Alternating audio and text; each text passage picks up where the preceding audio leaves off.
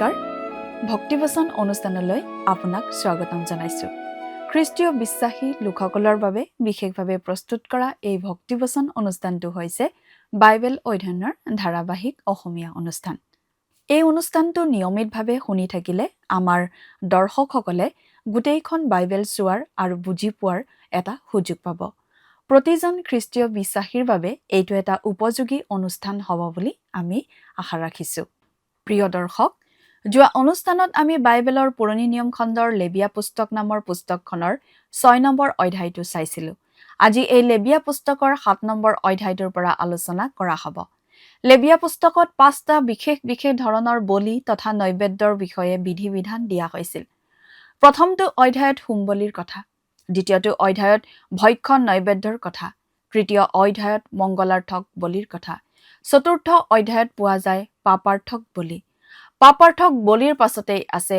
দুহাৰ্থক বলি মানুহে অজ্ঞানতা বশত কিবা দুখ বা অপৰাধ কৰিলে আগবঢ়াব লাগিছিল দুহাৰ্থক বলি 6 নম্বৰ অধ্যায়ত আমি দুহাৰ্থক বলিৰ বিষয়টো সামৰণি পৰে আৰু লগতে হোম বলি ভক্ষণ নৈবেদ্য পাপাৰ্থক বলি আদিৰো কিছুমান নিয়মৰ কথা পঢ়িবলৈ পাওঁ এই নিয়মবোৰ বিশেষভাৱে পুৰোহিতসকলৰ বাবে দিয়া হৈছিল 7 নম্বৰ অধ্যায়ত মংগলাৰ্থক বলি আৰু দুহাৰ্থক বলি সম্পৰ্কীয় আৰু কিছু কথা আমি পাওঁ এই দুই ধৰণৰ বলি আন বলিবোৰৰ তুলনাত অধিক ব্যক্তিগত ধৰণৰ আছিল কিন্তু বিশেষ গুৰুত্বটো দিয়া আমি দেখিবলৈ পাওঁ পুৰোহিতে কৰিবলগীয়া কাৰ্যবোৰৰ ওপৰত প্ৰভু যীশুৱে আমাৰ বাবে কি কৰিলে আৰু এতিয়া স্বৰ্গত আমাৰ বাবে কি কৰি আছে তাৰেই এখন ছবি আমি ইয়াৰ মাজত দেখিবলৈ পাওঁ আহকচোন সেই কথাবোৰ বিতংভাৱে চাবৰ বাবে আমি মূল আলোচনাটোৰ মাজলৈ আগবাঢ়ি যাওঁ এই কাৰ্যসূচী কেৱল খ্ৰীষ্টীয় বিশ্বাসী লোকসকলক উদ্দেশ্য কৰি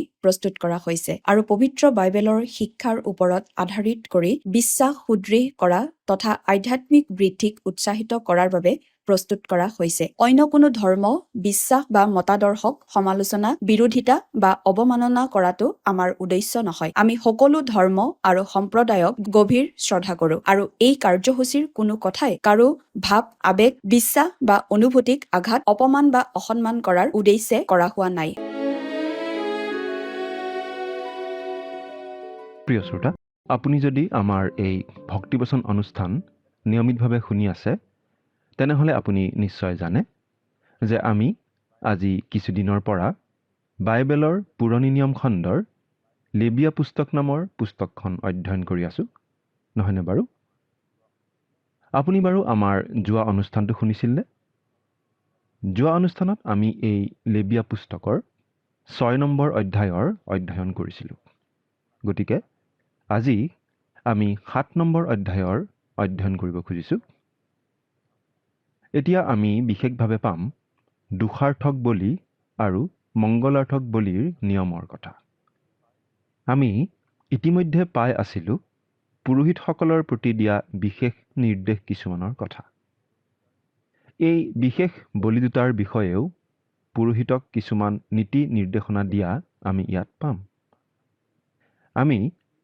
আন বলিৰ কথাও পঢ়ি আহিলোঁ কিন্তু এই বলি দুটা অলপ বেছি ব্যক্তিগত আনকেইটাৰ তুলনাত দুহাৰ্থক বলিৰ কথাকে চাওঁ হওক দোষটো ইছৰাইলীয় লোকৰ ব্যক্তিগত দোষ সমূহীয়া দোষ বা অপৰাধ নহয় আৰু সমাজৰ মাজত থকা ব্যক্তিজনে ব্যক্তিগতভাৱে শান্তি লাভ কৰিব লাগিব ক্ষমা পাব লাগিব ইয়াত বিশেষ গুৰুত্ব পাইছে পুৰোহিতৰ পৰিচৰ্যাৰ বিষয়টোৱে এই কথাটোৰ মাজেদি আচলতে প্ৰভু যীশুৱে মানৱ জাতিৰ কাৰণে কি কৰিলে আৰু আজি পিতৃ ঈশ্বৰৰ সোঁহাতে বহি আমাৰ বাবে কি কৰি আছে সেই কথাটোৰ ছবি এখন প্ৰকাশ পাইছে প্ৰভু যীশুৱে আজিও পৰিচৰ্যা কৰি আছে তেওঁ কঁকালত কাপোৰ মেৰিয়াই লৈ শিষ্যসকলৰ ভৰি ধুৱাই আছে আজিও তেওঁ মানুহক ধুই পৰিষ্কাৰ কৰে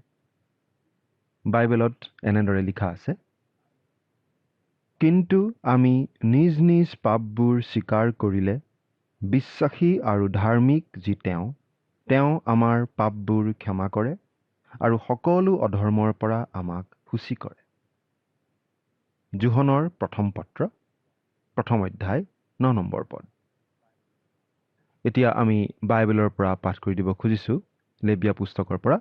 লেবিয়া পুস্তকৰ 7 নম্বৰ অধ্যায়ৰ 1 নম্বৰ পদৰ পৰা 7 নম্বৰ পদলৈকে পঢ়িম। আৰু দোষাৰ্থক বলিদানৰ নিয়ম এই, সেয়ে অতি পবিত্ৰ। যি ঠাইত হোম বলি কটা হ'ব, সেই ঠাইতে দোষাৰ্থক বলিও কটা হ'ব। আৰু পুৰোহিতে বেদীৰ ওপৰত চাৰিওফালে তাৰ তেজ ছটিয়াই দিব। আৰু তেওঁ তাৰ আটাই তেল, অৰ্থাৎ নেগুৰডাল, নাড়ী ভুৰু ঢকা তেল, ঘিলা দুটা, আৰু কিনাৰত লাগি থকা তাৰ ওপৰৰ তেল, আৰু কলিজাৰ ওচৰত থকা তেলীয়া ভাগ উৎসৰ্গ কৰিব। সেই ভাগ ঘিলালৈকে এৰুৱাই ল'ব। পাছে পুৰোহিতে সেই সকলোকে জিহুৱাৰ উদ্দেশ্যে অগ্নিকৃত উপহাৰ স্বৰূপে বেদীৰ ওপৰত দগ্ধ কৰিব। সেয়ে দোষাৰ্থক বলি। পুৰোহিতবিলাকৰ মাজৰ যেই সেই পুৰুষে তাক ভোজন কৰিব পাৰিব। কোনো পবিত্ৰ ঠাইত তাক ভোজন কৰিব লাগিব। সেয়ে অতি পবিত্ৰ।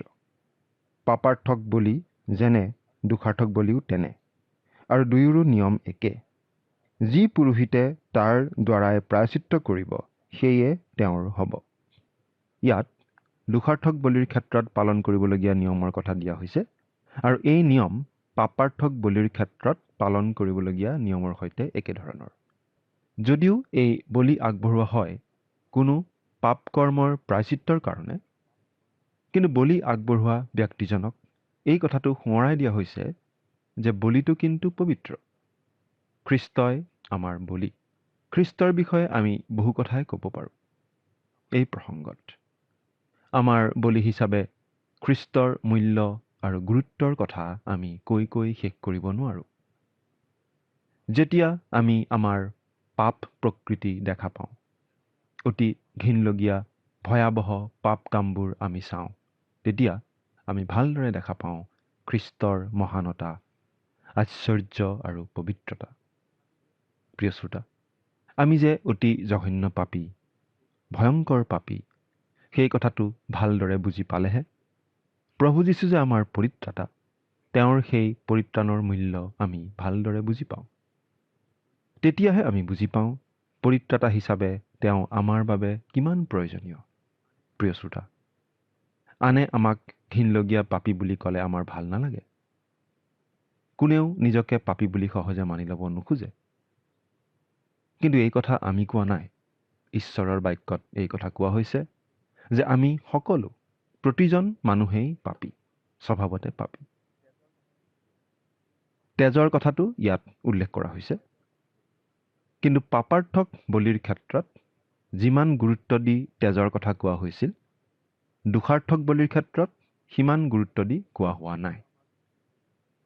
কিন্তু আমাক এই কথা কোৱা হৈছে যে এই বলিৰ ক্ষেত্ৰত এটাই বিধান আছে। তেজৰ বিষয়টো আমি সাধাৰণ বিষয় বুলি ভাবিব নালাগে। তেজৰ বিষয়টো আমি অতি শ্ৰদ্ধা সহকাৰে, গুৰুত্ব সহকাৰে ল'ব লাগে। তেজ বহুমূলীয়া। বলিৰ তেজ অতি গুৰুত্বপূৰ্ণ। মূল্যৱান আৰু পবিত্ৰ বস্তুক আমি সাধাৰণ বস্তু যেন জ্ঞান কৰিব নালাগে। এতিয়া আমি 8 নম্বৰ পদটো পাঠ কৰিম। আৰু যি পুৰোহিতে কোনোৰ হোম বলি উৎসৰ্গ কৰিব, নিজে উৎসৰ্গ কৰা সেই হোম বলিৰ ছাল তেওঁৰ নিজৰ হ'ব। সেই বলি দিয়া জন্তুটোৰ শৰীৰৰ এটা অংশ জ্বলোৱা হোৱা নাছিল। সেই বলিৰ ছালখন, সেই ছালখন পুৰোহিতৰ বাবে।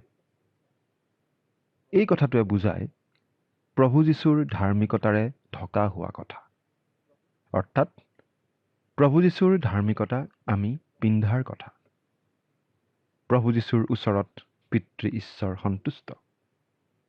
খ্ৰীষ্টীয় বিশ্বাসীসকললৈ তেওঁ যেতিয়া চায়, তেতিয়া তেওঁ খ্ৰীষ্টীয় বিশ্বাসীসকলক খ্ৰীষ্টত দেখে। বাইবেলৰ পৰা এটা পদ পাঠ কৰি দিব খুজিছোঁ। ৰোমিয়া 3 অধ্যায় 22 নম্বৰ পদ। ঈশ্বৰৰ সেই ধাৰ্মিকতা যীশুখ্ৰীষ্টত বিশ্বাস কৰাৰ দ্বাৰাই বিশ্বাস কৰা সকলোলৈ দিয়া যায়। আমি যে খ্ৰীষ্টৰ ধাৰ্মিকতা পিন্ধিব লাগে, সেই কথাটো প্ৰভু যীশুৱে বুজাইছিল দৰাৰ সৈতে হোৱা ভোজৰ সেই দৃষ্টান্তটোৰ মাজেদি। সেই দৃষ্টান্তটোত আমি পঢ়িবলৈ পাওঁ যে বিয়াৰ সাজ বা ভোজলৈ আহোঁতে পিন্ধিবলগীয়া কাপোৰ পিন্ধি নহা মানুহবোৰক বান্ধি বাহিৰত পেলাই দিয়া হৈছিল। ঠিক একেদৰে প্ৰভু যীশুক বিশ্বাস কৰি প্ৰভু যীশুৰ ধাৰ্মিকতাৰ সাজ নিপিন্ধা লোকসকলকো বাহিৰত পেলাই দিয়া হ'ব। অৰ্থাৎ তেনে লোকক পিতৃ ঈশ্বৰে গ্ৰহণ নকৰিব। এতিয়া 9 আৰু 10 নম্বৰ পদ দুটা পাঠ কৰি দিম। আৰু তন্দুৰত তাও দিয়া প্ৰত্যেক ভক্ষ্য নৈবেদ্য আৰু কেৰাহীত ভজা বা টাৱাত তাও দিয়া সকলো বস্তু উৎসৰ্গকাৰী পুৰোহিতৰ হ'ব। আৰু তেল মিহলোৱা বা শুকান প্ৰত্যেক ভক্ষ্য নৈবেদ্য হাৰুণৰ পুত্ৰবিলাকে সমানে পাব। তন্দুৰত তাও দিয়া আৰু কেৰাহীত ভজা গোটেইখিনি ভক্ষ্যদ্ৰব্য পুৰোহিতে পাইছিল। এই বিশেষ ধৰণৰ ভক্ষ্য নৈবেদ্য পুৰোহিতৰ বাবে ৰখা হৈছিল।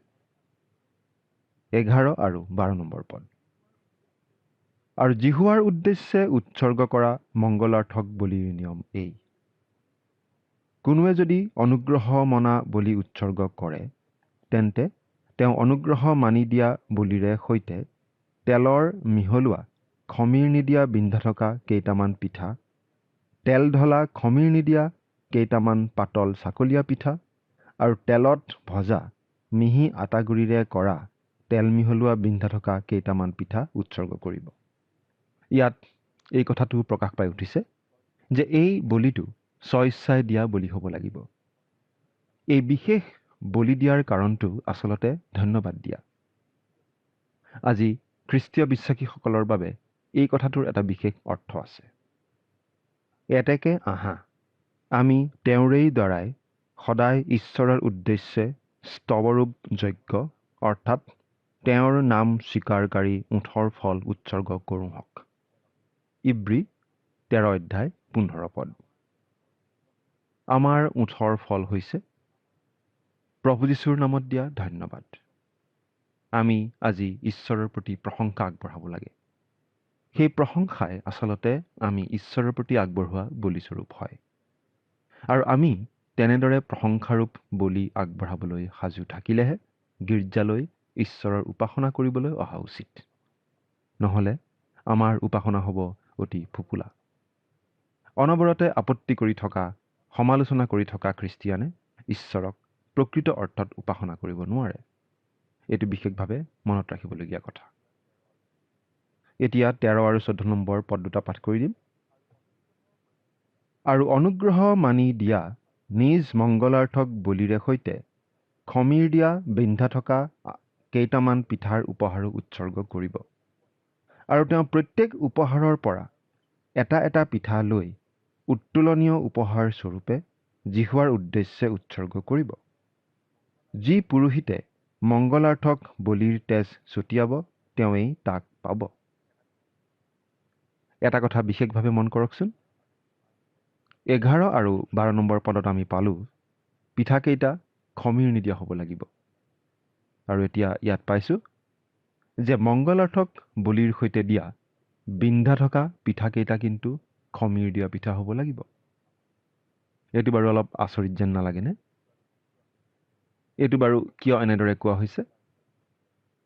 কাৰণ খমিৰ আচলতে মন্দ চিন্তাধাৰা বা মন্দ নীতিৰ এটা চিন। ইয়াৰ কাৰণ এইয়ে যে 12 নম্বৰ পদত দেখুওৱা হৈছে যে খ্ৰীষ্ট আমাৰ মংগলাৰ্থক বলি আৰু তেওঁত কোনো পাপ নাই, কোনো মন্দতা নাই। আনহাতে 13 নম্বৰ পদত বুজোৱা হৈছে সেই বলি উৎসৰ্গ কৰা মানুহজনক, সেই মংগল আৰু শান্তিৰ ভাগ পোৱা মানুহজনক। মংগল আৰু শান্তি লাভ কৰাৰ বাবে মানুহজনে সেই বলি আগবঢ়ায়। তেওঁৰ পাপ ক্ষমা হৈ যায় আৰু ঈশ্বৰে সৈতে তেওঁৰ মিত্ৰতা স্থাপন হয়। কিন্তু তথাপি তেওঁত পাপ আৰু মন্দতাৰ সেই নীতিটো থাকিবই, খমিৰ থাকিবই। অৰ্থাৎ খ্ৰীষ্টীয় বিশ্বাসীজন সম্পূৰ্ণ নিষ্পাপ, সম্পূৰ্ণ শুদ্ধ সিদ্ধ ব্যক্তি হৈ নপৰে। অৰ্থাৎ আমি সম্পূৰ্ণ পবিত্ৰ, সম্পূৰ্ণ শুদ্ধ সিদ্ধ হ'লেহে যে ঈশ্বৰৰ আগত গ্ৰহণীয় হওঁ এনে নহয়। পাপৰ নীতিটো আমাৰ লগত থাকেই। এই কথাটো আমি বুজি পোৱা উচিত।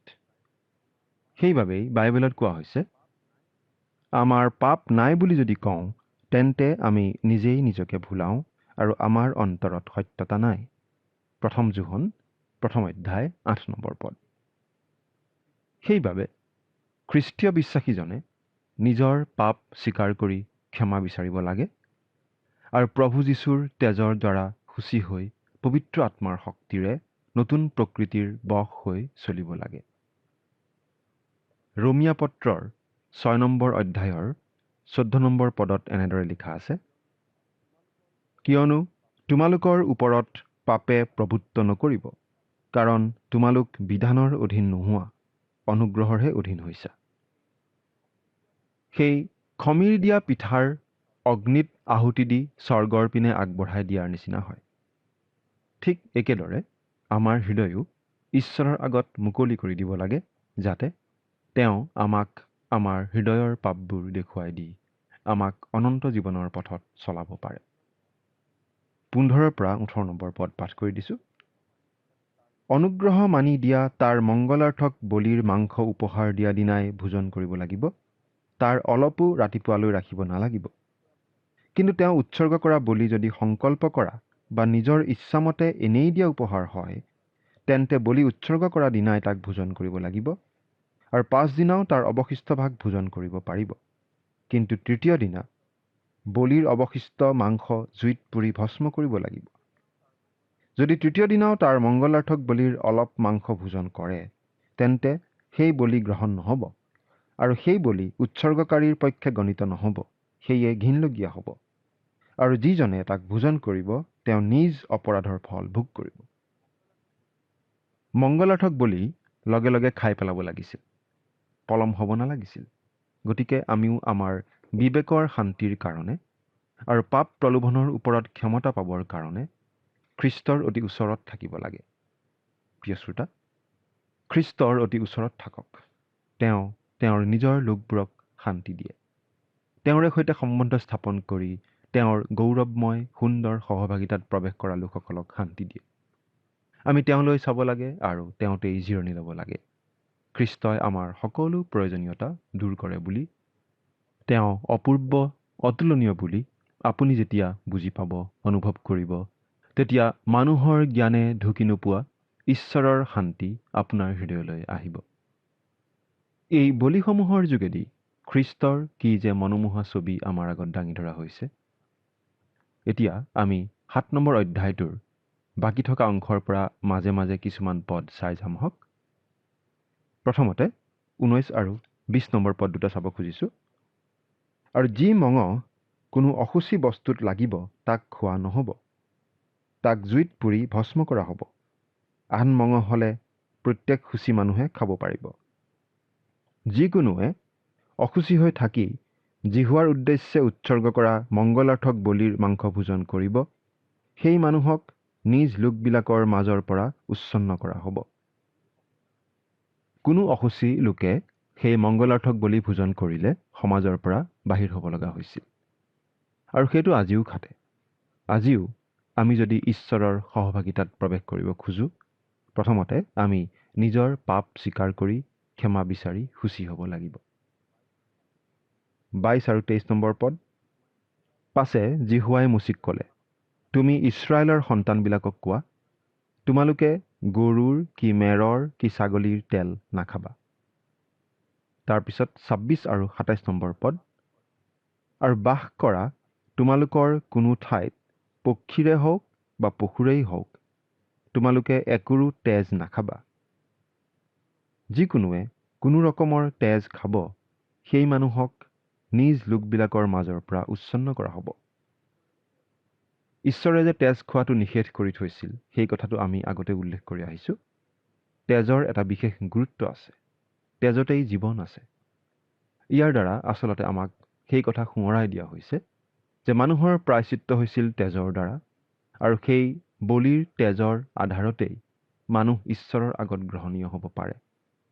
আজিও আমি আচলতে প্ৰভু যীশুৱে ক্ৰুচত বোৱাই দিয়া তেওঁৰ পবিত্ৰ তেজৰ যোগেদিয়েই আমাৰ পাপৰ পৰা ক্ষমা লাভ কৰোঁ। প্ৰভু যীশুৰ সেই তেজৰ ভিত্তিতেই ঈশ্বৰে আমাক গ্ৰহণ কৰে। প্ৰভু যীশুৰ তেজেৰেই পিতৃ ঈশ্বৰে মানৱৰ মুক্তিৰ বাবে নতুন নিয়ম স্থাপন কৰিলে। মানুহবোৰক চৰ্বিখিনি খাবলৈ নিষেধ কৰা হৈছিল, কাৰণ সেইখিনি আছিল ঈশ্বৰৰ বাবে। এতিয়া আমি 28 পৰা 34 নম্বৰ পদলৈকে পঢ়িম। পাছে জিহুৱাই মুচিক ক'লে, তুমি ইছৰাইলৰ সন্তানবিলাকক কোৱা, যিজনে জিহুৱাৰ উদ্দেশ্যে নিজৰ মংগলাৰ্থক বলি উৎসৰ্গ কৰিব, সেইজনে নিজৰ মংগলাৰ্থক বলিৰ পৰা জিহুৱাৰ উদ্দেশ্যে নিজ উপহাৰ আনিব। তেওঁ নিজ হাতে জিহুৱাৰ অংগীকৃত উপহাৰ আনিব। দুলনীয় নৈবেদ্য স্বৰূপে বলিৰ আমঠু জিহুৱাৰ সন্মুখত দুলোৱা হ'বলৈ আমঠুৱে সৈতে সি তেলখিনি আনিব, আৰু পুৰোহিতে সেই তেল বেদীৰ ওপৰত দগ্ধ কৰিব। কিন্তু আমঠুটো হাৰুণৰ আৰু তেওঁৰ পুত্ৰবিলাকৰ হ'ব। আৰু তোমালোকে নিজ নিজ মংগলাৰ্থক বলিৰ সোঁ 5 পিৰাটো উত্তোলনীয় উপহাৰৰ অৰ্থে পুৰোহিতক দিবা। হাৰুণৰ পুত্ৰবিলাকৰ মাজৰ যিজনে মংগলাৰ্থক বলিৰ তেজ আৰু তেল উৎসৰ্গ কৰিব, তেওঁ নিজৰ অংশস্বৰূপে সেই সোঁ 5 পিৰা পাব। ইছৰাইলৰ সন্তানবিলাকৰ পৰা মই তেওঁবিলাকৰ প্ৰত্যেক মংগলাৰ্থক বলিৰ দুলনীয় উপহাৰ যি আমঠু আৰু উত্তোলনীয় উপহাৰ যি সোঁ 5 পিৰা, তাক লৈ ইছৰাইলৰ সন্তানবিলাকে দিবলগীয়া বুলি চিৰস্থায়ী অধিকাৰ স্বৰূপে হাৰুণ পুৰোহিত আৰু তেওঁৰ পুত্ৰবিলাকক দিলোঁ। মংগলাৰ্থক বলিৰ ভাগ হিচাপে হাৰুণ, তেওঁৰ সন্তানসকল আৰু পুৰোহিতসকলে পাইছিল বলিৰ বুকু আৰু কান্ধৰ অংশখিনি। বুকুৱে বুজায় প্ৰভু যীশুৰ আমাৰ প্ৰতি থকা প্ৰেমৰ কথা। কান্ধৰ অংশখিনিয়ে বুজায় প্ৰভু যীশুৰ ক্ষমতা আৰু শক্তিৰ কথা। তেওঁ তেওঁৰ ওচৰলৈ অহা, তেওঁত আশ্ৰয় লোৱা সকলোকে সম্পূৰ্ণৰূপে পৰিত্ৰাণ দিবলৈ সমৰ্থ। প্ৰভু যীশুৱে তেওঁৰ নিজৰ লোকসকলক চিৰস্থায়ী প্ৰেমেৰে প্ৰেম কৰে, আৰু তেওঁ সম্পূৰ্ণৰূপে পৰিত্ৰাণ দিব পাৰে। এয়েই খ্ৰীষ্টত আমাৰ প্ৰাপ্য ভাগ। পুৰণি নিয়মৰ দিনৰ সেই বলিসমূহ কিন্তু স্বয়ং সম্পূৰ্ণ নাছিল। আচলতে পুৰণি নিয়মৰ দিনৰ সাধুসকলেও পৰিত্ৰাণ পাইছিল বিশ্বাসেৰেহে, আৰু আজিও আমি বিশ্বাসেৰে পৰিত্ৰাণ পাওঁ। যেতিয়া সেই পুৰণি নিয়মৰ দিনত মানুহে বিশ্বাসেৰে আৰু ধন্যবাদেৰে বলি আগবঢ়াবলৈ আহিছিল, তেতিয়া ঈশ্বৰ সন্তুষ্ট হৈছিল। কিন্তু মানুহে যেতিয়া এনেই গতানুগতিকভাৱে কেৱল ৰীতি নীতি পালনৰ নামত বলি আগবঢ়াইছিল, তেতিয়া ঈশ্বৰ অসন্তুষ্ট হৈছিল। পুৰণি নিয়মৰ দিনৰ বলিসমূহে আচলতে এটা অধিক উন্নত, অধিক কাৰ্যক্ষম বলিৰ প্ৰয়োজন বুলি বুজাইছিল, আৰু সেই সকলোখিনি প্ৰভু যীশুতেই সিদ্ধ হ'ল। ঈশ্বৰে হাৰুণ আৰু পুৰোহিতসকলক 6 নম্বৰ আৰু 7 নম্বৰ অধ্যায়ত দিয়া নিৰ্দেশনাৰ ইয়াতে মুখনি মাৰিছে। আমিও আমাৰ আলোচনা আজি ইমানতে সামৰিব খুজিছোঁ, কিন্তু শেষত এটা প্ৰশ্ন সুধিব খুজিছোঁ।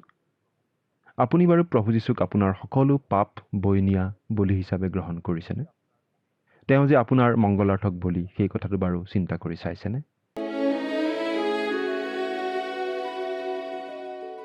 দোষাৰ্থক বলি আগবঢ়োৱাৰ পাছত বলিটোৰ এটা অংশ জ্বলোৱা হোৱা নাছিল। সেইটো হৈছে বলিটোৰ ছালখন। সেই ছালখন পুৰোহিতে পাইছিল। সেই ছালখনে বুজায় প্ৰভু যীশুৰ ধাৰ্মিকতাৰ কথা। প্ৰভু যীশুৰ শুদ্ধ সিদ্ধ ধাৰ্মিকতা তেওঁ গ্ৰহণ কৰা লোকসকলে লাভ কৰে। এটা পোছাক পিন্ধাৰ দৰে সেই ধাৰ্মিকতা পিন্ধাৰ দৰে হয়, আৰু পিতৃ ঈশ্বৰৰ আগত সম্পূৰ্ণ ধাৰ্মিক ৰূপে গণিত হ'ব পৰা হয়। তেতিয়া আৰু তেওঁ আমালৈ নাচায়, আমাৰ পাপপূৰ্ণ অৱস্থাটো নাচায়। আমি আশ্ৰয় লোৱা খ্ৰীষ্টতহে তেওঁ আমাক দেখে। গতিকে খ্ৰীষ্টৰ ধাৰ্মিকতা পিন্ধি থকা অৱস্থাত আমাক দেখে। হাৰুণ আৰু তেওঁৰ পুত্ৰসকলে মংগলাৰ্থক বলিৰ এটা অংশ লাভ কৰিছিল। সেয়া আছিল বলিটোৰ বুকু আৰু কান্ধৰ ভাগ। বলিটোৰ বুকুখনে বুজাইছিল মানৱ জাতিৰ প্ৰতি খ্ৰীষ্টৰ প্ৰেমৰ কথা, আৰু কাণখনে বুজাইছিল তেওঁৰ শক্তিৰ কথা, যি শক্তিৰে তেওঁ আমাক উদ্ধাৰ কৰিব পাৰে। প্ৰিয় দৰ্শক, আজিলৈ আমাৰ অনুষ্ঠানটোৰ ইমানতে সামৰণি মাৰিব খুজিছোঁ। পৰৱৰ্তী অনুষ্ঠানত আপোনালোকক পুনৰ লগ পাম বুলি আশা কৰিলোঁ। আহক সামৰণিত খন্তেক প্ৰাৰ্থনাত মূৰ দুৱাওঁ। স্বৰ্গত থকা অতি মৰমীয়াল দয়ালু পিতৃ ঈশ্বৰ, ধন্য হওক প্ৰভু তোমাৰ নাম। তুমি গৌৰৱ, তুমি প্ৰশংসা মৰ্যাদাবান পোৱা যোগ্য পিতৃ ঈশ্বৰ জিহুৱা হয়। দয়ালু মৰমীয়াল পিতৃ ঈশ্বৰ, এই সময়তে প্ৰভু তোমাৰ যি পবিত্ৰ বাক্য অধ্যয়ন কৰা হ'ল আৰু এই বাক্য প্ৰভু আমাৰ যিমান দৰ্শকসকলে প্ৰভু শুনিলে আৰু যি শিকিছে সেই সকলো যাতে তেওঁলোকে নিজৰ জীৱনত ব্যৱহাৰ কৰিব পাৰিব আৰু নিজৰ জীৱনত সকলো সময়তে প্ৰথমতে যাতে তোমাক আগস্থান দিবলৈ পাৰিব তেনে প্ৰভু তুমি তেওঁলোকক সহায় কৰা আৰু বিশেষকৈ পিতৃ প্ৰাৰ্থনা কৰিছোঁ তেওঁলোকৰ যিবিলাক প্ৰয়োজনবিলাক আছে সকলোবোৰ প্ৰভু তুমি জানা আৰু যাৰ যি প্ৰয়োজনবিলাক আছে যি সেই সকলোবিলাক সেইমতে প্ৰভু তুমি তেওঁলোকক দান কৰিবা এই সকলো যাচনা মহান ত্ৰাণকৰ্তা প্ৰভু যীশু খ্ৰীষ্টৰ নামত অৰ্পণ কৰিছোঁ আমেন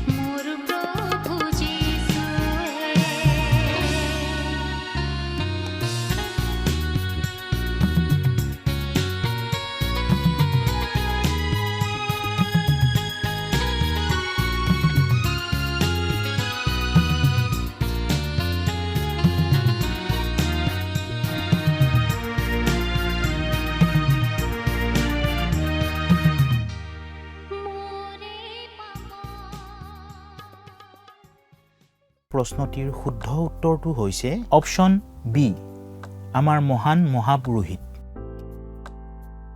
আজিৰ অনুষ্ঠানৰ ওপৰত আধাৰিত প্ৰশ্নটি হৈছে লেবিয়া পুস্তকৰ 7 অধ্যায় অনুসৰি যি ঠাইত হোম বলি কটা হয় সেই একে ঠাইতে কি বলি কাটিব লাগে অপশ্যন এ পাপাৰ্থক বলি অপশ্যন বি মংগলাৰ্থক বলি অপশ্যন চি দোষাৰ্থক বলি অপশ্যন ডি শস্য উপহাৰ